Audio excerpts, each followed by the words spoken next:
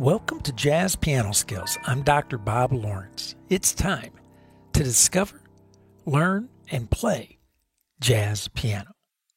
It's been a busy month. We've been hanging out with the primary and altered sounds for A-flat. And last week, we had some fun with Charlie Parker's Billy's Bounce. If you have been faithfully tackling the various patterns we've been using since the start of the year to improve our hand mobility for improvising, then you are fully aware of the intensity, perseverance, and determination needed to gain a physical command of the skill. Because of this, I always like to extend the time you have with these exercises by taking a week to interview a special guest or to present a lecture. So today I thought I would do just that, give you all some more time to practice the hand mobility exercises for the primary and altered sounds for A-flat by presenting the second lecture of the recently launched Jazz Piano Skills Lecture Series. I'm excited to present today's lecture, which I call Chunks, Shapes, and Sounds. And yes, you heard that correctly. Chunks, shapes, and sounds. And with today's lecture, I will share with you how to approach thinking about and practicing improvisation. I know there is a ton of information floating around out there regarding this topic, and honestly, I feel a lot of it is pretty wide and shallow information. And I'm sure you do too. In other words, a lot of what you should practice, followed by not so convincing reasons as to why you should practice it, followed by very little, if any, outline or ideas of how you should practice. Frustrating, right? It's actually very frustrating. I get it. So today, I hope to give you a very clear what, why, and how to practice your creativity, your improvisation. So today, you're going to discover a sequential thought process for practicing improvisation. A what? You're going to learn how essential it is to have a clear approach to govern your improvisation practice. A why? And you're going to play your improvisational ideas within a well-defined boundary to spawn creativity. A how? So, as I always like to say, regardless of where you are in your jazz journey, a beginner, an intermediate player, an advanced player, or even if you are a seasoned and experienced professional, you're going to find this Jazz Piano Skills podcast lesson exploring chunks, shapes, and sounds to be very beneficial. But before we dig in, I want to, as I always do, welcome first-time listeners to Jazz Piano Skills. And if you are indeed new to Jazz Piano Skills, you're a new listener to the Jazz Piano Skills podcast, I want to invite you to become a Jazz Piano Skills member. And there are various membership plans to choose from, so visit jazzpianoskills.com to learn more about all of the perks for each membership plan. There are educational weekly podcast packets, illustrations, lead sheets, and play-alongs, sequential jazz piano curriculum, which is loaded with comprehensive courses, an online weekly masterclass, online interactive fake book, and there's a professional jazz piano skills community, which hosts a variety of engaging forums available for you as well. And on top of all that, unlimited private, personal, and professional educational support. All of these perks are waiting for you, wanting to help you discover, learn, and play jazz piano. So when you have a moment, visit jazzpianoskills.com, check it out, become a member. If you have any questions, please feel free to contact me. I'm always happy to spend some time with you and help you in any way that I can. Okay, let's discover, learn, and play jazz piano. Let's discover, learn, and play chunks, shapes, and sounds. When I begin working with a new student, I say to them, so you want to study music, you want to study jazz. Of course, they immediately smile and begin shaking their head up and down with total agreement. So then I say to them, well, if you want to study jazz, then you must have a clear understanding of what jazz is the study of. The smile quickly disappears, and the head nodding immediately stops. It's interesting, right? You would think that if you want to study something, you would have a clear understanding of what it is the study of. Now, I would suspect that this is indeed the case when it comes to just about every discipline, but not music. In fact, I have yet to have a student in my 30 plus years of teaching who could tell me what music is the study of with any sense of confidence and certainty. And herein lies the problem. A big problem. It's a big problem because your understanding of music is the very thing that governs how you structure and execute your day-to-day practicing. Therefore, if your understanding of music, if your understanding of jazz is off, or even slightly skewed, then so will your day-to-day approach be off. Your practice approach will suffer. And if your practice approach is off, then progress is restricted, if not completely prevented. So it is vitally important that you have a very clear and accurate understanding as to what the study of jazz piano, is all about.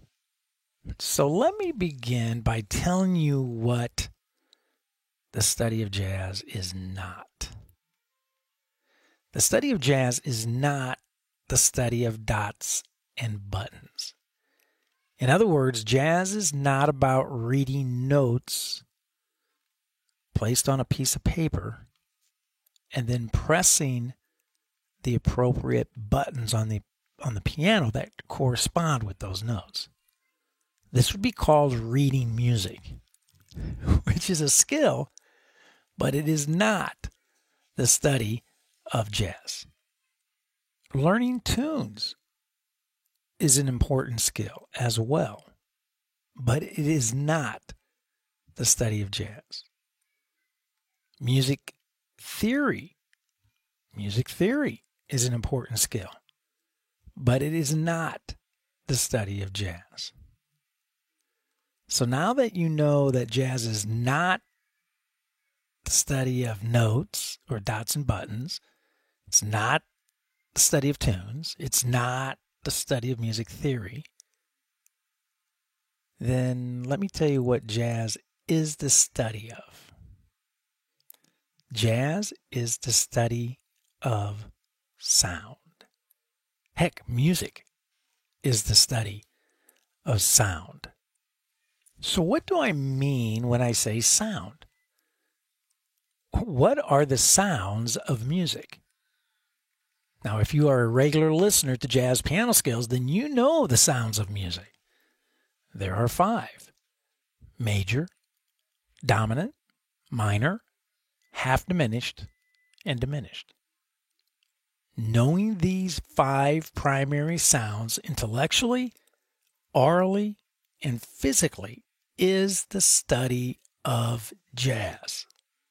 And everything you do when practicing should be centered around developing an intimate understanding of each of these sounds. You know them, you hear them, you feel them. If the skills you are wanting to discover, learn, and play are not consciously being applied to the sounds of jazz, then not only are you not practicing correctly, you are not studying jazz. Here is a quick test to make my point, to see how well you are studying jazz and how well you know these sounds. I'm going to give you a list of sounds, and let's see if you hear them. Okay? Big dog barking. Do you hear a big dog barking? Little dog barking. Police car siren. Helicopter. Rain. Thunder. Car horn. See, these are all sounds. All I do, I just mention those labels and you hear them. We do not need to hear a police car siren in order to hear the siren. We do not need to hear the helicopter in order to hear the helicopter. This is being very familiar with and comfortable with those sounds. Now, what about these sounds?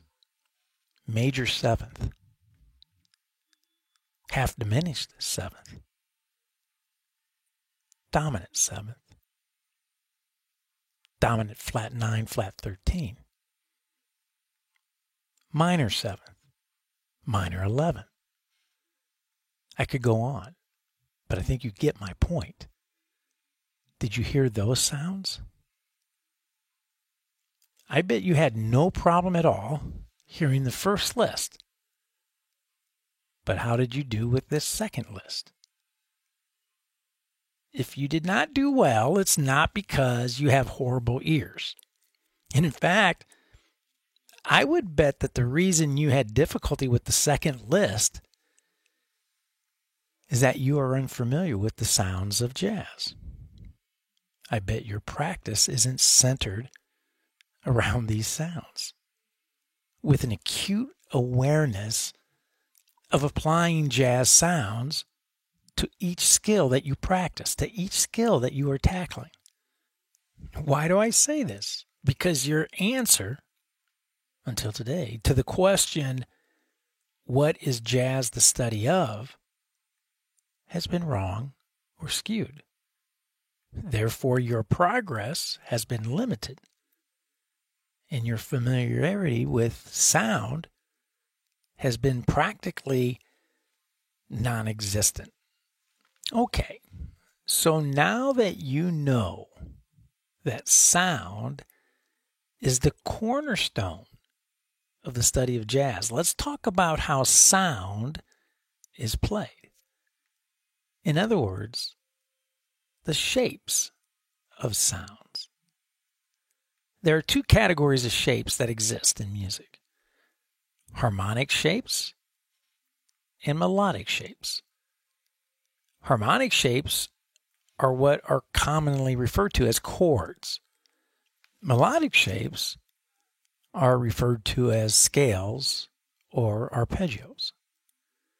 I'm going to focus primarily on the harmonic shapes today because they are the starting point when it comes to improvising and improvisation. There are two sets of harmonic shapes that you need to be familiar with.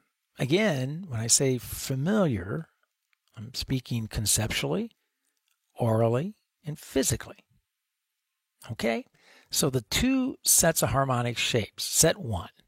And by the way, I'm going to use the minor sound today, model everything using the minor sound C minor for today's examples. So set one, 4 shapes within set one: root position, first inversion, second inversion, third inversion.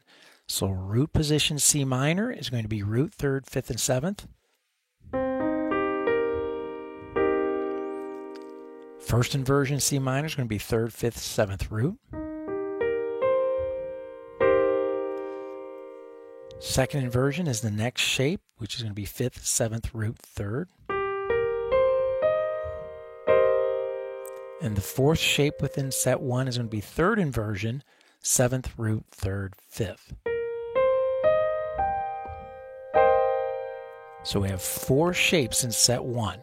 Root position, first inversion, second inversion, third inversion.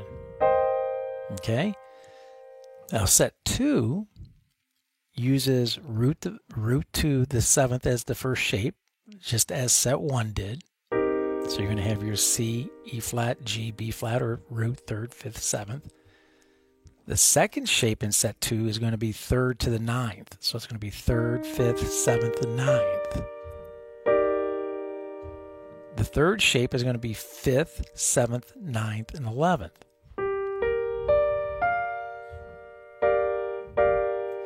And then the fourth shape in set 2 is going to be 7, 9, 11, 13. Right? So you get the entire minor sound from the root to the 13th. That sounds like this. Root to 7, 3rd to 9, 5 to 11, 7 to 13. Okay, 2 sets.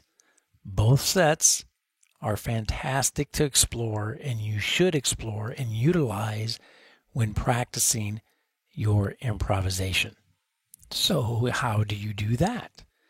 Now, each one of these harmonic shapes, right, whether it comes from set 1 or set 2, each of these harmonic shapes is made up of what I like to call chunks. Now, the official academic theory name would be harmonic thirds, intervals. Personally, I prefer chunks. Easier. Sounds better too, right? Wouldn't you agree? Certainly more user-friendly, for sure. Regardless, once you have the ability to drill down to each chunk of a harmonic shape, you are ready to begin improvising.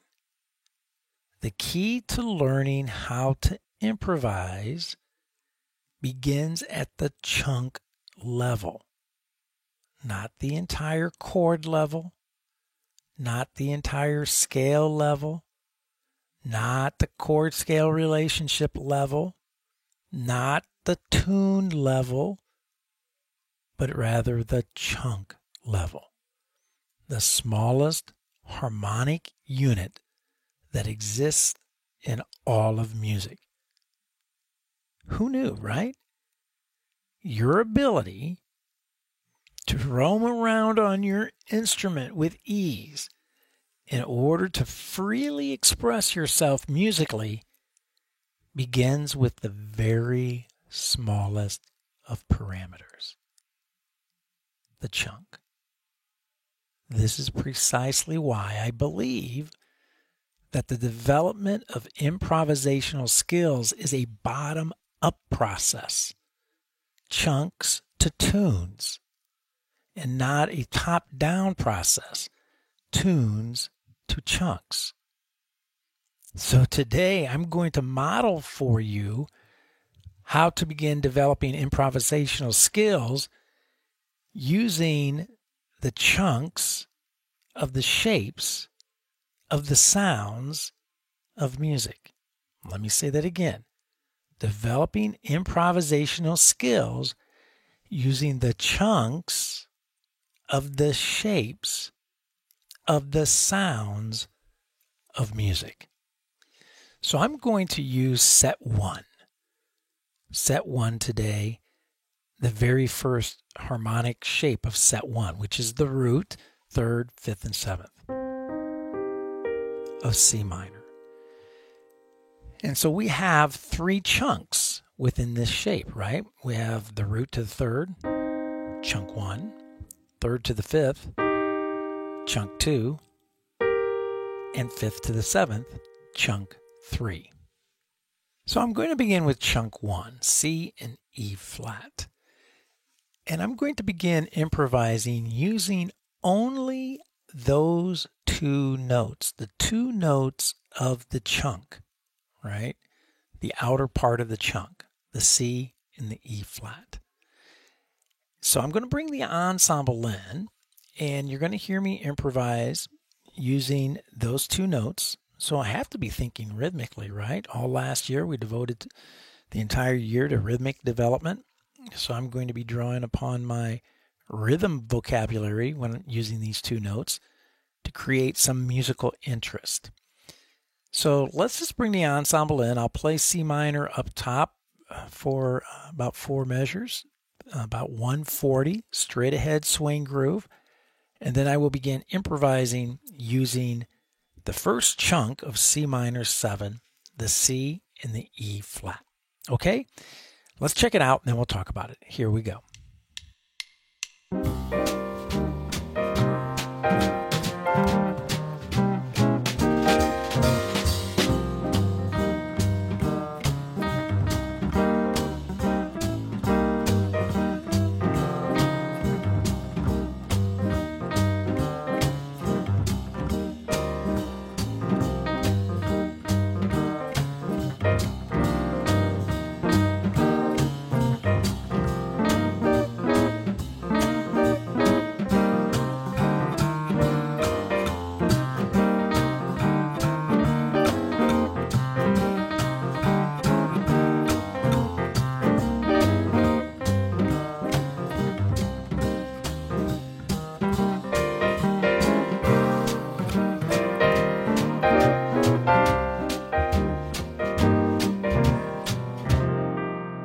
Interesting, right? You can make a lot of music with 2 notes, 2 notes of a chunk. Now, again, I'm playing everything today at 140 just for the sake of time. I would begin this process of exploring chunks and improvising at slower tempos to get used to it. As always, play at tempos that are going to allow you to succeed and then move from there. So, chunk 1, root and third only. So now there are notes in between the root and third, are there not? Of course there are. So we have C and E flat, the outer notes of our chunk, but then there's also a C sharp or D flat and a D natural in there as well.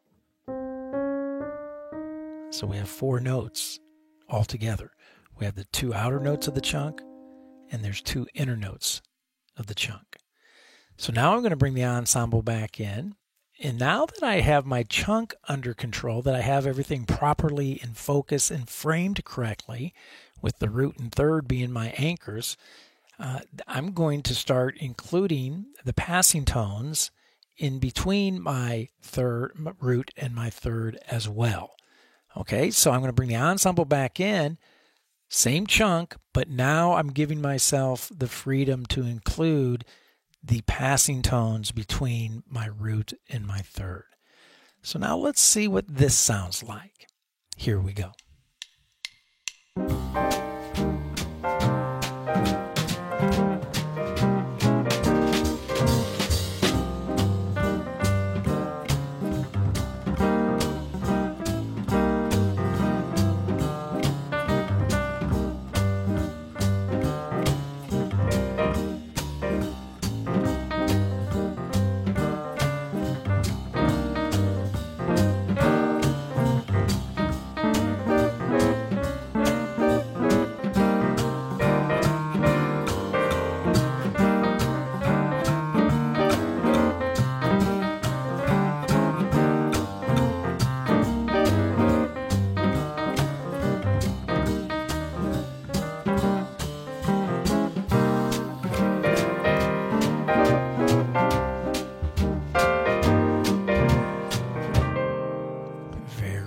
Cool, right? So it's interesting. You can play notes that are outside of the harmony, right? We're dealing with C minor 7, so we're thinking C, E flat, G, B flat. We're dealing with the first chunk of that sound, of that shape, and we're using notes that technically fall outside, or passing notes, especially that C sharp, that fall outside the harmony. But when I have everything framed correctly, that I actually see my root and my third, and those are my primary notes, and I'm using the others as passing tones or approach tones or notes to provide some tension in my improvisational idea, then I'm using them correctly. So I'm just not throwing darts at the dartboard hoping to hit something correctly, hitting a note that sounds good. I actually have everything in proper focus, right? There's a proper order. It's not disordered. There's a proper order to it, which allows me to freely create, freely improvise with great confidence that what I'm going to play is going to sound very good because it is in proper order. It is framed correctly. Okay? So guess what? If I can do that same process for chunk 1, I can walk through that very same process for chunk 2. Chunk 2 is going to be the 3rd and the 5th. And of course, what I want to do, as always, is I want to get comfortable improvising, creating, being creative with my 3rd and my 5th before I even entertain any thoughts of using the notes in between, the inner notes of my chunk. Okay? So I want to bring the ensemble back in. I'm going to go through this process again. I'm going to improvise, but only within the 2nd chunk, using the notes E flat and G, the outer notes of the chunk. Okay? So here we go. Let's check it out, and then we'll talk about it.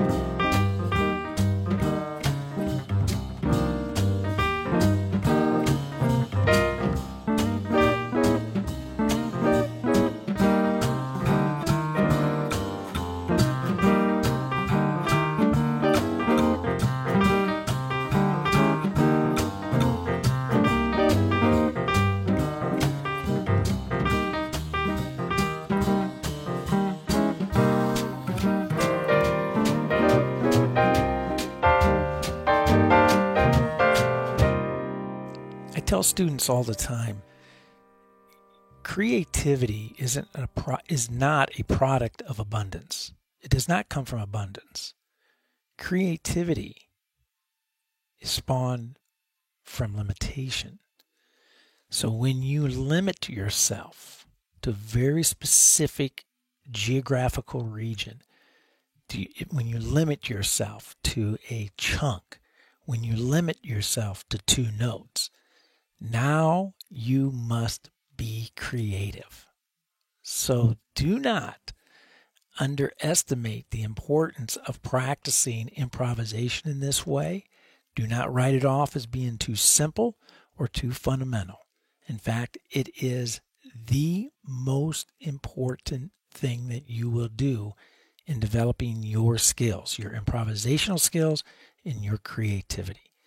So now, let's take that 2nd chunk again with the E flat and the G, but of course we have our inner notes. We have an E natural, we have an F, and we have an F sharp. So we have some notes that definitely clearly fall outside the harmony of C minor that we can use to create some tension within our 2nd chunk. So let's bring the ensemble in and let's see what I can do with the 2nd chunk, the outer notes of the chunk, the E flat and the G, plus the 3 inner notes, the E, F, and F sharp. Again, tempo of 140, straight ahead bebop groove. So here we go. Check it out.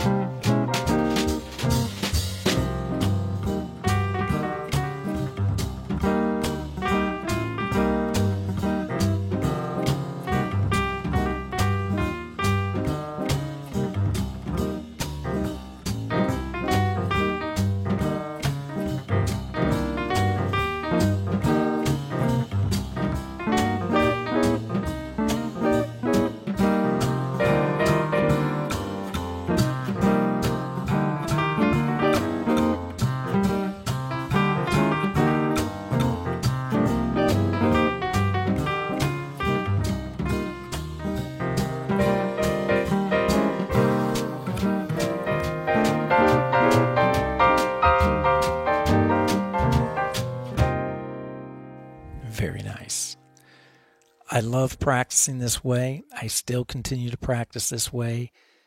Regardless of the sound, regardless of the shape, I approach it in the exact same way. From bottom up, I always start with chunks, and then I continue to move on from there, which we'll do here a little later. So now, chunk 3, which is the 5th and the 7th of C minor, the G and the B flat. So, as I have done with the previous 2 chunks, the root and third and the third and fifth, I'm going to do the same here with this third chunk. I am going to begin improvising, being creative with the 2 outer notes of this chunk, the 5th and the 7th. Okay, so let's bring the ensemble in and let's see what I can do. Here we go.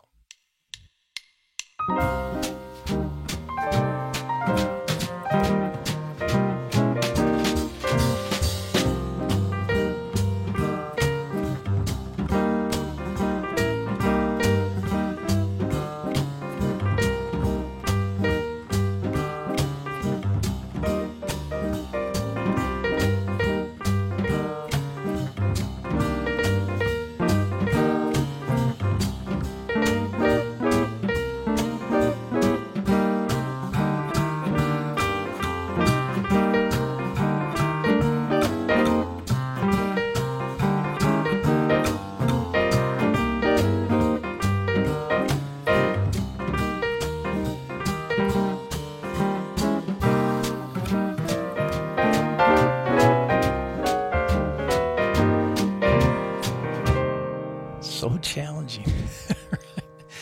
So challenging, right?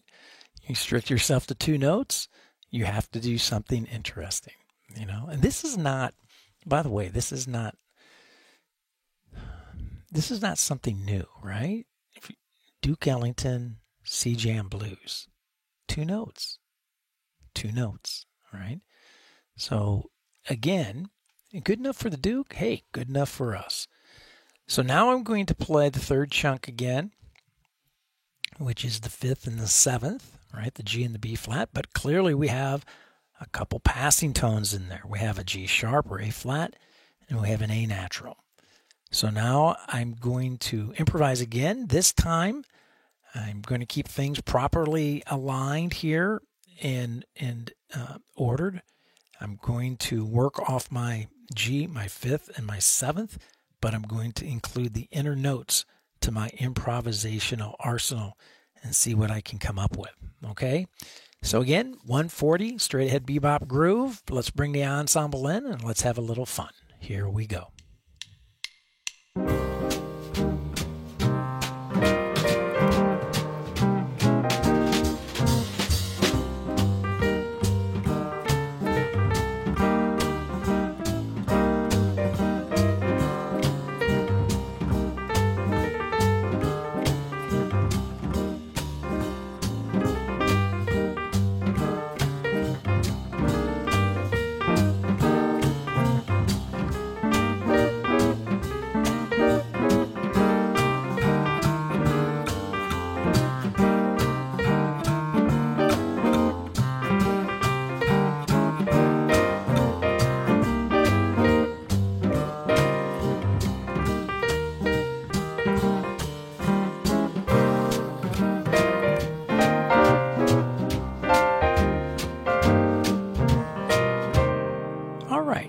So we have taken the very first shape of set 1, which is also the very first shape of set 2, of our minor sound, C minor sound, and we have explored the 3 chunks, the root to the third to the 5th, and the 5th to the 7th.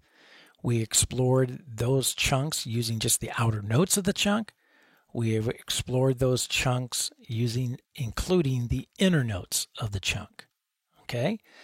So now what I want to do is I want to combine the 3 chunks. But first, I'm going to use just the outer notes of each chunk. The root and third, the third and 5th, and the 5th and 7th. Right? Which would be C minor 7 in root position, chord tones only. So I want to bring the ensemble in, and now I'm just opening the floodgates a little more by just combining my chunks. I'm not using the inner notes of the chunk, just the notes, the primary chord tones, root to third, third to fifth, fifth to seventh. So now I'm going to improvise with these three chunks and see what I can come up with, but I'm going to keep things pure, only those notes. So let's bring the ensemble in. Here we go.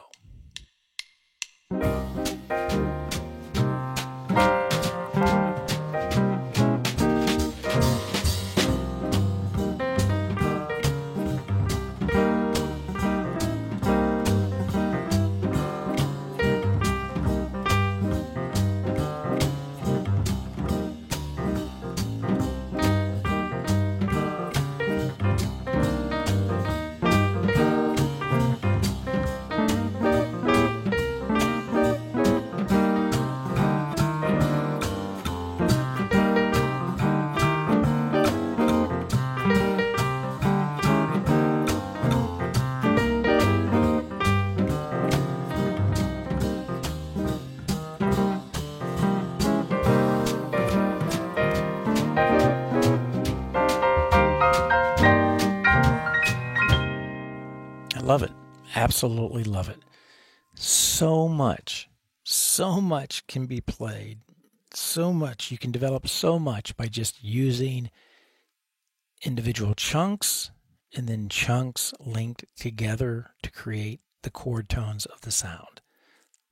If we just stopped right there, you can create so much music and you can develop so many wonderful melodic ideas and strengthen your improvisational language and vocabulary by just staying right there. But let's press forward. So now for my final example for today, I'm going to use the chord tones, those chunks, the three chunks, chunk 1, chunk 2, chunk 3, and I'm going to allow myself the ability to use the passing notes in between each of the chunk notes, between the root and third, the third and fifth, and the fifth and seventh. So I'm going to overplay a little bit because I just want to kind of exaggerate all that you can do once you have an understanding of the chunks, a command of the chunks, the outer notes of the chunks, and then you gain a command of the inner notes of the chunk because you're capable of actually seeing the right notes, the outer notes of the chunk, the so-called right notes.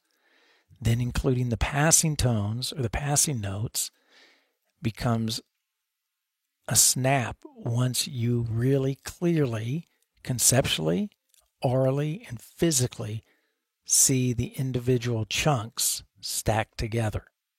Okay? So now I'm going to, like I said, I'm going to have a little fun, be a little crazy, overplay a little bit because I'm trying to make a point. So here we go. Let's bring the ensemble in and let's listen to the C minor sound using my three chunks as well as the notes, the inner notes of the chunks. Here we go. Check it out.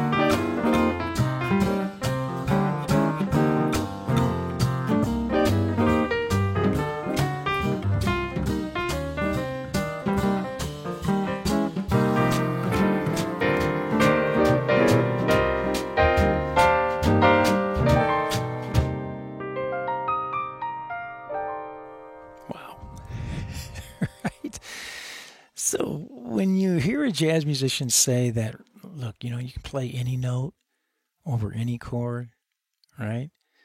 Well, that's true. But you have to be able to play any note over any chord properly aligned in the proper context, not disordered, but ordered, right? So let me just play some stuff a cappella just to draw this point home a little bit more, right?